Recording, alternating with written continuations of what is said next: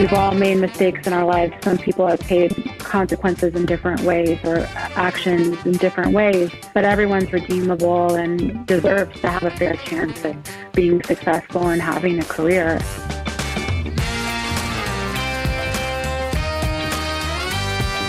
Hi, friends. Welcome to the Sales Enablement Podcast. I'm your host, Andy Paul. That was Kate Leidy. Kate's the founder of Strively. Strively is an organization with the mission to reduce prison recidivism and to create more diverse and inclusive workplaces in the tech sector. And Strively does this by training the formerly incarcerated for careers in tech sales. Now, Kate was first on our show just about a year ago. I'd heard about Strively and was fascinated and impressed with what Kate was doing, so I invited her to come on the show and talk about her program and the people she was helping. But all that was missing from that interview was the ability to talk with one of her graduates, one of the graduates from her Strively program. So today, joining Kate and me is Ryan Hoppe. Ryan's a recent graduate of Strively's program and an SDR at pilot.com, and you'll want to hear his story. So before we get to Ryan and Kate, I want to remind you to subscribe to this podcast wherever you listen to it. And if you subscribe, we certainly appreciate it. You could also leave us a review and give us your feedback about how we're doing. So thank you. All right, let's jump into it with Kate and Ryan. Kate, Ryan, welcome to the show. Thank you, Andy. It's great to be here. Thanks, Andy. Great to have you. So, Kate, tell us a little bit about Strively. And I know you've been on the show before, but just for people that didn't hear the previous episode, tell us sort of, mission and maybe how you got started. Yeah, great. Thank you for having us back again. I'm excited to be here. Strively is a program that is designed to support people who are coming out of the U.S. prison system for roles in careers in tech sales. Okay.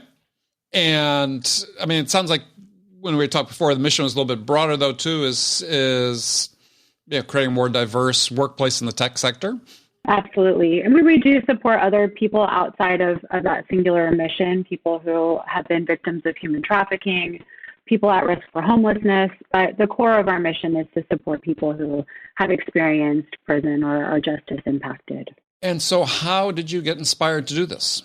So my background is working in tech sales, and I have for the past 17 years or so. I've had the opportunity to work from startup to IPO, startup to private sale, startup to total failure a bunch of times. And I think we've all done that, by the way. You haven't lived if you haven't failed in the startup. That's right. And so sometime in 2019, I started to get kind of burnt out. I wasn't finding a lot of joy in my job anymore. And I had a friend suggest that I go be of service to someone and see if it helps me find my path and figure out what I wanted to do next. And so I had the opportunity to go into Soledad, which is here in California in the Valley. And I volunteered with Hartnell College. It's a state prison. It is a state prison. Yep. Right. Yeah. And I had the opportunity to volunteer with Hartnell College to teach employment skills. So how to write a resume, how to, introduce yourself in an interview, how to talk about your background.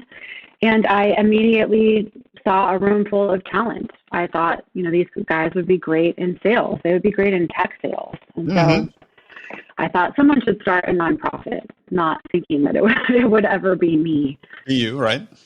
Yeah. And then 2020 came around and I found myself with a lot of time on my hands, and I just started building the program. And so we put our first group through in November of 2020. And so that group, and then we'll go through that and then we'll bring Ryan into the conversation, tell us just briefly about what that program looks like. Yeah. So it's about a 90-day program. So it's a boot camp. And we're preparing people for what they would need to know in order to do their job as an SDR. So tools, training. We do a lot of mentorship, a lot of workshops, day in the life of an SDR, day in the life of a sales manager, those types of things. And then a lot of interview preparation and coaching. And then, we support our candidates from day one when they start the program, but then all the way through the first year of employment. So we understand that getting the job is only the first step, and then we need to continue to support them along their way. Okay. Well, so let's bring Ryan into the conversation. Ryan, welcome. Thank you, Andy. Well, so Tell us a bit about you and your story. Yeah. So I met Kate, it's been about a year now. We crossed paths through some mutual connections here in the Bay Area. But how I got to be in contact with those connections, I guess I have to take the story back a few years. Right. So 2013, which now seems like so long ago, but it was August 2013 to kind of set the stage, summertime.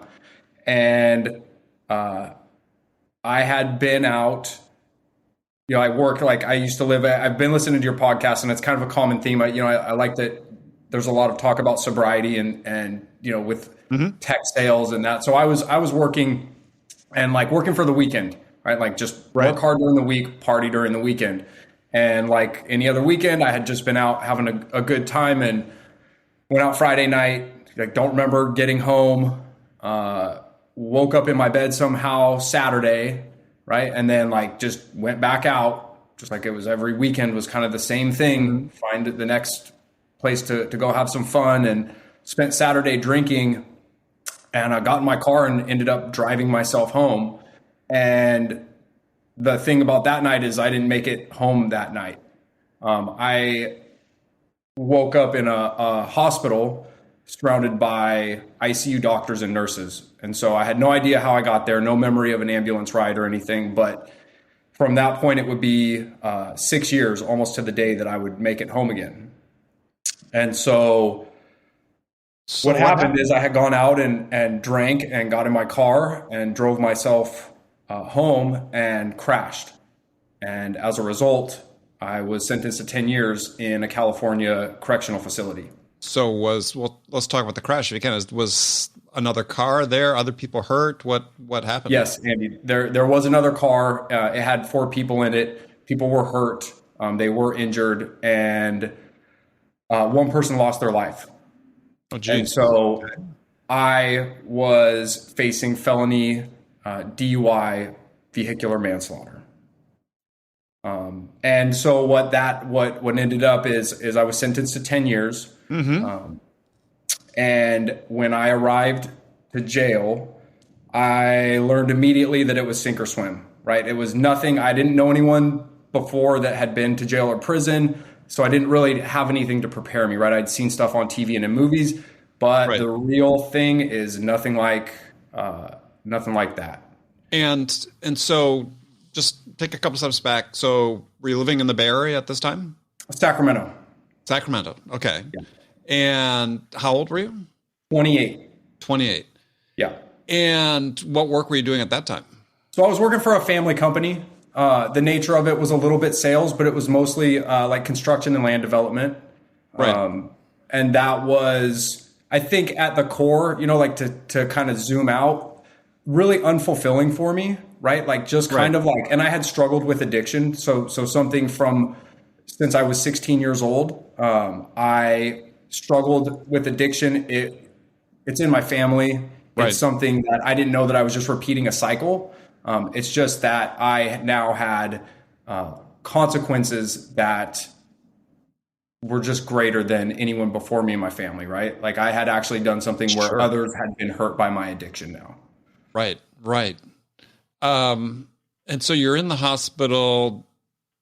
Then I guess when you recovered, you went into custody, or you're in the system at that point. Straight to so handcuffed in the hospital, transported straight from there to a jail cell where we didn't come out. So it's 24 hours in. If you're lucky, you get to go take a shower. If once a week you get out to go to get fresh air, you're very lucky. And so that's how it went for quite some time. And then, you go to jail and then you're sentenced. And that's when I was transported to California State Prison. Got there and just kind of saw quickly that you had to be of value in some way, right? Everybody chooses their path in there, and it moves fast. And if you don't have something that you stand for, you get kind of eaten up. And the things that are of value in there are money, drugs, and actually education. And education. And there's a couple reasons I'll explain that, but yeah, I made 20 cents an hour, right? I wasn't making enough money to do anything. I could barely buy myself some extra food. 20 cents an hour cleaning toilets in the substance use department. So like they administer courses and classes and help mentor men who have addiction, history of addiction. And I cleaned the toilets because I the way that my time was, I had too much time to do that program.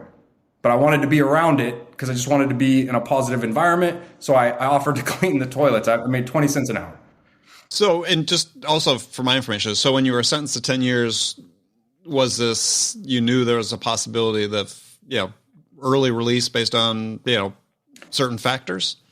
No, the way that the sentence was structured was that I would do the most amount of time possible. And so as a violent crime, I was to serve 85% of that 10 years, and that there was no option at that time of sentencing to gain any kind of credits, in no good time or no early release. Got it.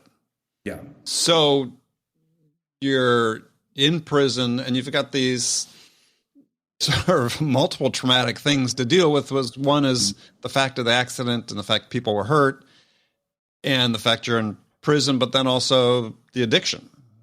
Yeah. And that was a huge part of it, right? That was something that I'd never addressed before, and it continuously kept tripping me up. And so that was number one to address. Like without that, I just knew that without that, I there would be no being of service. There would be no rehabilitation. It would all be for nothing if I couldn't figure that part out. I'd actually asked the judge when he sentenced me, he said, any like requests, anything you like to ask me before. And I said, I'd like help. And I didn't know it at the time, but in a lot of 12-step programs, that's the first step, is like admitting that you don't have it figured out, admitting that this thing has defeated you and asking for help. And I didn't know it at the time that that's what I was doing, but it really did lay the foundation. And so I kind of started this pursuit in there of personal development, and as being like seeing what was happening in that substance use department, like men were turning their lives around, and I was drawn to that. And I got the chance to finally be like a mentor in there, and I fell in love with it. I fell in love with helping. I fell in love with giving back. And then the fact that it was around something that helped me stay sober was amazing. But first you had to there was a 12-step program in the prison first that you went through? There was. The wait list for that was like 6 months long. So oftentimes there's only one. Each prison's divided into yards, and then each yard has like a certain amount of resources. It's kind of a roll of the dice where you land that you get some resources for things like this. So like not all locations are created equal in that. And I was lucky enough that we had a couple, they offered a couple different 12-step programs. Mm-hmm. So you then talked about, you're doing your mentoring, but you talk about, the value you had was, this was really interesting, was education. So explain what you meant by that. Yeah, that's great. Yeah.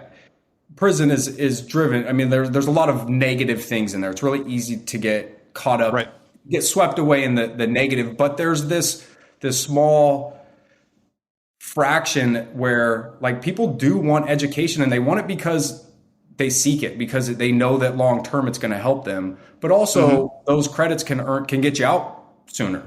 You can get home sooner if you earn an education, right? Or you complete certain classes.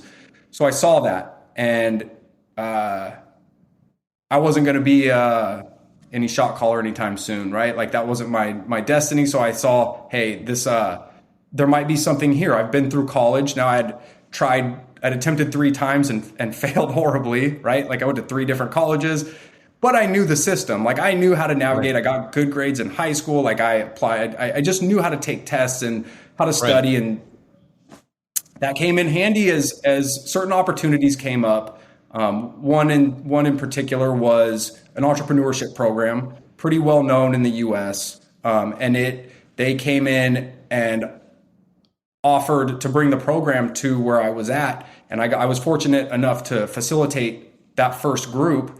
And I just fell in love with this idea of like entrepreneurship, right? And like, in the meantime, I'm telling my story. I'm sharing the the consequences of drinking and driving. We would do these seminars, and there was this really cool culture around, and it was very small, and it was very counter to how the current flows in there.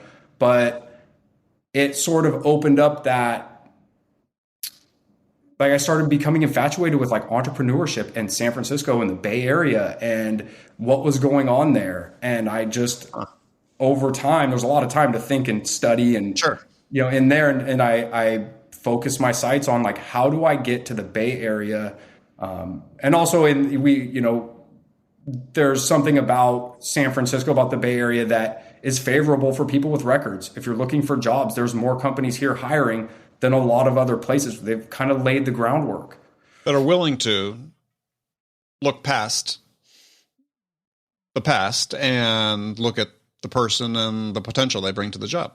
Or at least be willing to sit down and have a conversation with us. Got it. Which oftentimes people don't get the chance to even make it to that point. Right. And so I paroled, and what happens when you parole is you go back to the city or the county where you offended. Mm-hmm. And that was Sacramento for me. And I knew that was not, I just probably wouldn't, people, places, and things are usually triggers for people with addiction. And that was not a place that I wanted to be. So I put together a business pitch a pitch for my parole officer. I had gotten accepted into San Francisco State while still incarcerated. I applied. They have an amazing program there called Project Rebound. It's through state universities, and they help people with records, formerly incarcerated or justice affected, to get educations and to get legitimate educations. And so I was accepted, and I put this, everything that I had done in the last 6 years on the desk of my parole officer and said, hey, like, I want a chance at success here. And I there's not a lot of programs here in Sacramento. San Francisco is booming. I want to work. And I had already decided at that time, like, I want to get my degree in business and I want to work in tech. Mm-hmm. Like, I want to ride those big buses to, the tech. Like, I wanted to be a part of that. Right. And he happened, he was a really open-minded guy, and he just so happened to graduate from San Francisco State University. And he was like, you know what? I'll give you that chance. Got it. So when did you first encounter Strively? So, and then Strively, like when you get out, like there's definitely like the immediate things that you have to do, and that's all conditional. And that's like check in with parole. And for me, it was be sober and be in a sober living environment. Mm-hmm. And then there's and that's like the immediate, right? Like shelter, food, those things. And then the other things aren't so readily available. You have to kind of want to find them. And there's these like development programs. There's job training, there's personal development. There's 12-step programs. And I had just built a little network that around sobriety and around people, who had also been justice affected or formerly incarcerated. And through the network, I got a phone call one day, and I still remember where I was. I was right down the street from where I live. And my friend said, hey, I need you to meet this woman, Kate. And I asked the name, and I wasn't familiar with it. I had never heard her name before. And he said, she's new to, kind of the network, and she's building something really awesome. I think you'll be interested. And I was like on the verge of graduating at that point. And she jumped on the phone with me, and the rest, kind of was like, I didn't really have a choice. She just told me, like, here's what you're going to do. And you're going to do this program. And it coincided with what I was after. And up until that point, I had done a couple things that were, I guess, similar, but nothing that was this direct and nothing that was this practical. And like 6 months after meeting Kate, I'm working in tech. That's fantastic. So tell us about the experience going through the program and the things that you were learning that prepared you for like when you got to the interview phase of things. Yeah. The big thing that I was challenged with, and I was incarcerated for 6 years. Mm-hmm. So imagining somebody that's 10, 15, 20, 30 years was the technology divide. Right. So just in 6 years, the amount of things that had changed was really tough for me. And so like just LinkedIn, just like learning how to use LinkedIn, Right. learning how to navigate Slack, like those things were foreign, right? Mm-hmm. So like there was a lot to overcome and like to unpack, but the program was personal development, tools training, job training, partnering with some great people, and then mentorship. And like now this community of people that we get to stay connected with. And it was about, I don't know, 90 to 100 days of intense training. Like you better show up every week, you better participate. Kate will hunt you down if you don't. And That's true. it was awesome. It wasn't just like talking the talk, right? Like it really was, if you want this, it's all right here. And before I had even completed the program, Kate said, hey, and a couple of times like, hey, there's a job opening here. What do you think? And she would just bring these things like there's a job, like she was a direct conduit between us and like the industry. Right. And one of them sounded good. Like one of them really sounded like a legitimate opportunity. And at the time I had a really good job. I was fortunate. And I wasn't really looking, but this just seemed like one of those things. And Kate, like, you know, she's been in it, she's lived it, and we did it. We just like, I took the job interview, and I was very open. So like tell how do people deal with, the fact of your incarceration and so on? Because, obviously it's there. Everybody knows.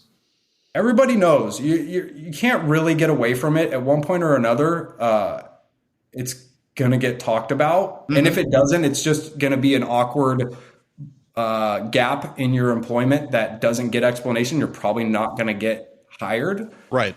I choose to lead with it. So it's not an easy thing to talk about, but I think it is better to control the narrative and to lead in and say, like, here's what I've done, right? This happened because of this happened, and here's what I've done since.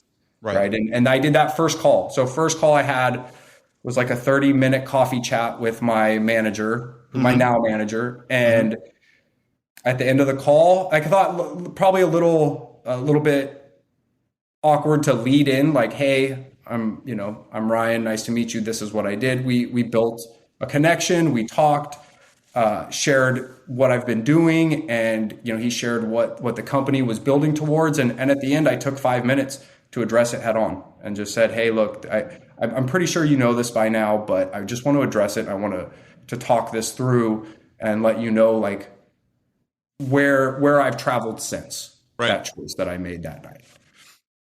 And did you have other interviews in the process of finding this work where perhaps the reception was different? Oh, yeah. Yeah. During the same time, there was actually so there were the response isn't always the same. And so I did. Yeah, I have had where there just is no return phone call. There is no communication. There is, there are ways for employers to kind of skirt around it. Right. They can offer and then run background checks. And so there's it's still a very gray area, but yeah, I have had a number of companies that just sort of let me drop off. Yeah. Ghosted you basically. Ghosted me basically. Yeah. Yeah. Huh. Interesting. Well, so tell us about the work you're doing. And so the role was for SDR. It's a company that so culture's big, right? Like I think in tech, like there's so many job opportunities. And for me, like culture was a big one, purposeful, like something, a company with a mission. And I'm doing just SDR, right? 5 days a week, 10 hours a day. We're doing everything that we learned in Strively. It's everything that we learned, prospecting to passing deals to AEs, and then like all of I like it. You don't call it hard and soft skills. I was listening to one of your episodes and you called it something else. It's power skills, right? And those I think were, just not having exposure and not having a lot of experience. Those were areas of improvement. So it's been a lot of adapting on the fly and working hard, and it's been fun. Well, so perhaps a question a little bit of left field, but were there skills perhaps that you acquired while you were incarcerated that are helping you now? Yeah, absolutely. And so one of the things like in there is there are strict rules. You abide by these strict rules. There is a language to learn. There are like politics to follow. There's a lot of those things translate, right? So a lot of the skills that I did to like survive in there actually carry over quite nicely. And then the things that I was just interested in myself, like the educational pursuits, those really helped me. I think the big thing is the technology divide. I think that's where it gets tough in there. There is no technology or not like, not much. And that's where it was hard to kind of fill those gaps in, but definitely I think just adapting too, like learning to adapt, learning to survive. Well, that's what I was going to say is I think a big chunk of the SDR role is to survive, because it certainly is hard work. It is. And it's, in there, you have to be resourceful, right? You have to not accept no, but you hear no quite a bit. Right. And so like kind of numb to the no. And in the SDR role, 99 out of 100 times it's going to be a no, but that one is like, let's go. Yeah. So if you're looking forward, what do you see for yourself? Yeah, that's an amazing question. I definitely see service, right? That's the key to all this, right? It's just being of service, helping to build this network, right? And for me, it's in the Bay Area, and adding value to that by helping other people who want to follow in the same footsteps, continuing in sobriety. That's the foundation. That's the keystone to all of this, and head on into tech sales, right? Next is becoming an AE and maybe getting to lead a team. I think ultimately I would just love to be in a leadership role where I get to run a team every day. I mean, that's the dream. Yeah. Well, very interesting. So Kate, what's your take on how Ryan's doing? I happen to know Ryan's boss and boss's boss. And I know that Ryan is thriving in his role, which I had no doubt that he would. He's just such a great example of the reason that fair chance hiring should exist and should be a regular practice, because we've all made mistakes in our lives. Some people have paid consequences in different ways or actions in different ways. But everyone's redeemable and deserves to have a fair chance at being successful and having a career. And Ryan's a great example of that. Yeah, I agree. Interesting. So, yeah. Well, Ryan, I really appreciate you taking the time and sharing your story with us. Kate, obviously, I had great admiration for what you're doing. For reasons we talked about last time, just, the fact that it's hard for people to get the opportunity and the recidivism rate so high is you're providing a great service. So thank you. Yeah, I think, and also just want to recognize that what Ryan is doing is really difficult. He could go and do his job and probably fly under the radar for a really long time, and people not know what he's doing. And so I think that it's very brave of him to come on and openly discuss his experience. And I appreciate you being willing to do that, because I know it's not easy. Thank you. Yeah, and if there's, if I could be a resource in any way, I know Kate is open. Like, she will provide her phone. Like, you can call her if you're interested in Strively. Like, I'm the same. I want to put it out there that, like, especially in sales. So I've got 7 years sober at this point, and like, it's a big thing. It's a huge thing in tech. People that struggle with this, and I think it's an important thing to recognize. I think that's. No, you nailed it. I mean, there was a survey that came out last year about, mental well-being in sales, and it's things that people struggle with. Part of it's as I talk about on my podcast, part of it's the way we conduct the business, but otherwise it's just, life and people's experiences. So yeah, if we can help support people that are having struggles, then that's fantastic. So Kate, tell us a bit more about Strively. People want to support the mission of Strively. How can they do that the best? Oh my gosh, yes. Everyone can go to strively.org. Please open your hearts, open your wallets. You can make a donation. We need companies to give our candidates an opportunity to interview and earn a position at their company.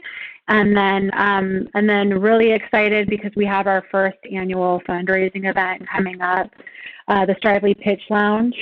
And it's a fundraiser to support the Strively Whole Person program. It's an action-packed event with some of the world's most innovative tech sales and social goods startups pitching to the toughest tech executives and forward-thinking VCs in the game. So we're really excited. In the end, the pitchers will either get the meeting of their dreams or they'll get a hard pass. So we're really excited. So please come and register for our event at strively.org. And then Andy, we're excited to have you as a celebrity judge on the VIP. Yeah, well, I'm excited to participate. Yeah. Yeah. Looking forward to it. Thank you for inviting me. Yeah. Of course. Well, again, thank you both. Ryan, pleasure to meet you. And good luck in what you're doing. Kate, we'll be in touch. Thank you for having me on again. All right. Thank you. Thanks, Andy. Okay, friends, that's it for this episode. First of all, I want to thank you for taking the time to listen. I am so grateful for your support of the show. And I want to thank today's guests, Kate Leidy and Ryan Hoppe, for sharing their stories and insights with us today. If you enjoyed this episode, please subscribe to this podcast, Sales Enablement with Andy Paul, on iTunes, Spotify, or wherever you listen to podcasts. And you can do all that on your phone in less than a minute as soon as this episode is over. So thank you for your help with that. And as always, thank you so much for investing your time with me today. Until next time, I'm your host, Andy Paul. Good selling, everyone.